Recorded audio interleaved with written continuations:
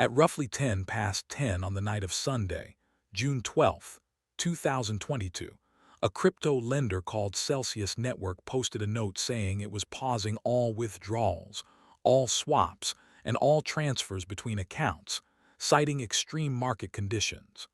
1.7 million users learned that the money on the screen was no longer theirs to move. No restoration date was given, and none ever came. The popular version of this story is that a staked ether derivative slipped off its peg and killed an otherwise healthy business. The court-appointed examiner found something else, that Celsius, on a standalone basis, had been insolvent since inception and had never generated enough profit to pay the rewards it promised. Staked ether did not break Celsius, it revealed it. Celsius told the market it held about $11.8 billion as of May 2022, down from the $25 billion its chief executive claimed at the October 2021 peak. 31 days after the freeze, it filed for Chapter 11 in the Southern District of New York and admitted what it actually owed depositors, roughly $4.7 billion. Against that stood $5.5 billion in liabilities, $4.3 billion in assets, and $167 million of cash. The pitch was a slogan, "Unbank yourself," delivered every Friday by Chief Executive Alex Mashinsky on a live-streamed question-and-answer session aimed straight at retail. The advertised rate reached 18.63% a year on select assets. Celsius also told customers deposits were covered by a $750 million insurance policy. According to the Federal Trade Commission, that policy did not exist. Here is the strongest single number in the case. The Federal Trade Commission found that more than 99% of Celsius customers earned far below the headline rate, with an average of about 5.6%. And the examiner found the rate was never derived from what the assets actually earned. Celsius set it at whatever it thought was necessary to beat the competition. On the liability side, there was no notice period, no lockup, and no queue. Every deposit was callable instantly in coin, and the terms of use transferred title. On January 4, 2023, Judge Martin Glenn ruled those terms unambiguously moved ownership of the earned assets, about $4.2 billion across roughly 600,000 accounts, to Celsius, which made depositors unsecured creditors from the moment they clicked accept. The arithmetic made insolvency structural rather than accidental. In 2021, Celsius owed customers $582 million in rewards against revenue, before rewards, of negative $433 million. Cumulatively, from 2018 to June 2022, it accrued $1.36 billion more in customer rewards than it generated in revenue. It also could not measure itself. Celsius kept no coin-by-coin reconciliation of what it held against what it owed until May 2021, and the first honest measurement showed it was already roughly $600 million short. A book cannot be hedged if it cannot be counted. The engine worked like this. Take customer Bitcoin on deposit, wrap it, and post it as collateral into Maker, Aave, and Compound. Borrow stablecoins against it at roughly 50% loan-to-value. Then lend those stablecoins to leveraged crypto funds, deploy them for yield, use them to pay the rewards, or use them to buy Celsius's own token. On-chain estimates at the top of the stress put roughly $1.5 billion of customer collateral pledged against about $750 million of borrowings. The depositor never consented to a specific risk. The depositor's coin was simply the margin. The cleanest structural beat is Grayscale.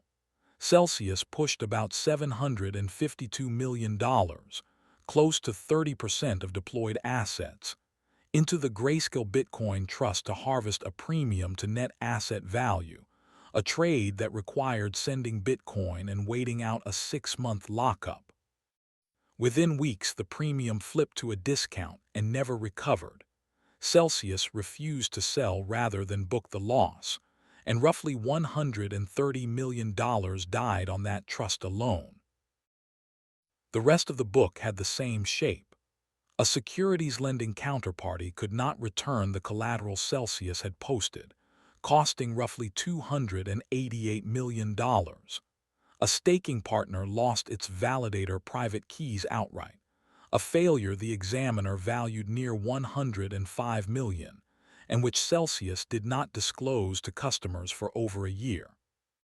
By July 2021, one-third of the institutional loan book was wholly unsecured, and Tether alone had borrowed more than $2 billion, roughly double Celsius's own internal credit limit for that counterparty. Then the asset everyone remembers. At the filing, Celsius held roughly 410,000 staked Ether, about $470 million, and staked Ether was never a credit risk because it was fully backed and eventually redeemed 141. The problem was the date. Ethereum had no withdrawal mechanism at all until April 2023, 10 months after the freeze, so until then the only exit was the open market. And the open market was essentially one pool. Liquidity in the main curve staked Ether pool collapsed from billions of dollars in early May to a few hundred million by mid-June, leaving on-chain estimates of roughly 130,000 staked Ether of depth on June 11th, about a third of what Celsius was holding. Larger, faster players sold first. The discount widened to somewhere between 6 and 8% at the worst, and there was not a bad price so much as no price. Meanwhile, the capital buffer was a token Celsius printed itself. It spent at least $558 million buying sell on the open market, acquiring around 223 million tokens, more than the 203 million it had ever sold, and ended up holding roughly 95% of the supply. Cell was carried as a balance sheet asset, accepted as loan collateral, and used to set the loyalty tiers that priced customer yields. Celsius was the asset, the liability, and the bid all at once. Its own staff described it plainly. A coin deployment specialist wrote in April 2022 that using customer stablecoins to buy back Cell while growing short in customer coins was, in his words, very Ponzi-like, and a chief financial officer warned internally that the company was doing something possibly illegal, including roughly $800 million of 2021 losses that customers were never told about. The examiner declined to use the legal label.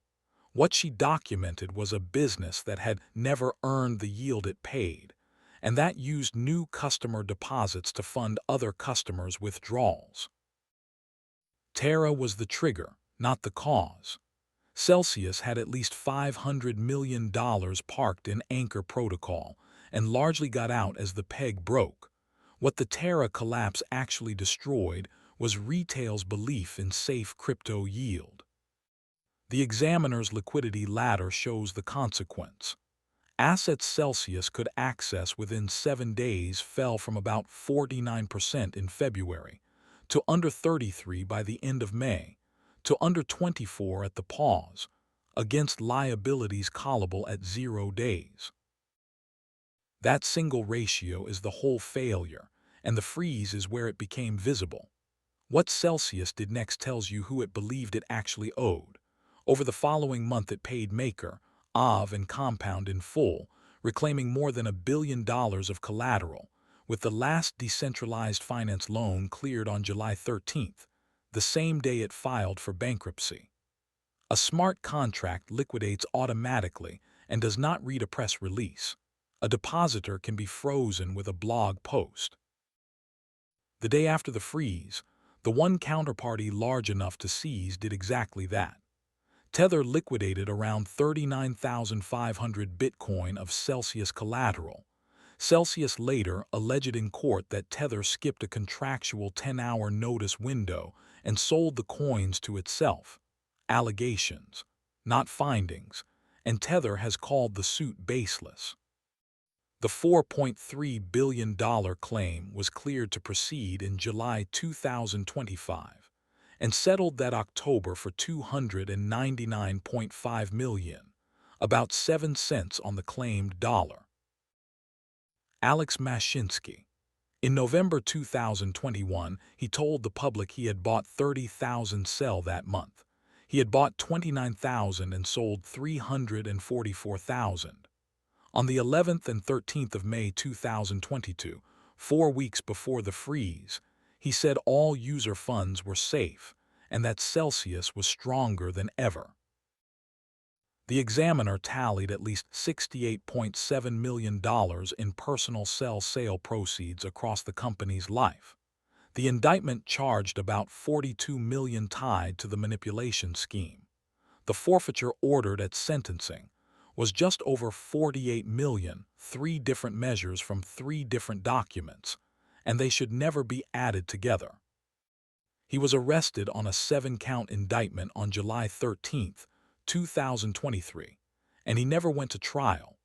On December 3, 2024, he pleaded guilty to 2 counts: commodities fraud and securities fraud tied to manipulating the price of sell, admitting he had given customers false comfort by claiming regulators had approved the EARN program when they had not. On May 8, 2025, Judge John Coltle sentenced him to 12 years, a $50,000 fine, and that $48 million forfeiture. 4 federal agencies moved on the same day in July 2023, and their theories of the product contradict one another. The Securities and Exchange Commission called the EARN program an unregistered securities offering. The Commodity Futures Trading Commission called Celsius an unregistered commodity pool operator that had taken in roughly $20 billion of customer funds since 2018. The Federal Trade Commission won a $4.7 billion judgment against the company, suspended so that remaining assets could flow back through the bankruptcy. 1 product, 3 legal categories, and that ambiguity was precisely the gap the business was built in. Depositors did not get nothing, and the version of this story that says they did will not survive a fact check. Celsius emerged from Chapter 11 on January 31, 2024 with roughly 98% creditor support and began distributing over $3 billion in crypto and cash. But claims were frozen in dollars at petition date pricing, Bitcoin at $19,881. So, a recovery of roughly 2/3 is 2/3 of the worst price of the cycle, and account holders who had withdrawn more than $100,000 in the 90 days before filing were pursued to hand part of it back. What actually changed is narrow. The retail crypto yield product is effectively dead in the United States after settlements from BlockFi, Genesis, and Gemini, and custodial terms of use were rewritten across the industry because Judge Glenn's ruling turned the title clause into the most important sentence in the contract. What did not change is the statute. No federal law gives a crypto depositor segregated or insured status, so a depositor at an unregistered custodial platform today stands roughly where a Celsius depositor stood in 2022. Strip the vocabulary and Celsius is a savings and loan. It borrowed short and lent long without any of the 4 things that make that survivable capital against loss, a lender of last resort, a regulator counting the coins, and honest marks, and it sold the absence of all 4 as the product. The freeze on June 12 was not a liquidity event. It was the moment a mismatch that had existed since inception became visible to the people funding it. Nothing here is financial advice.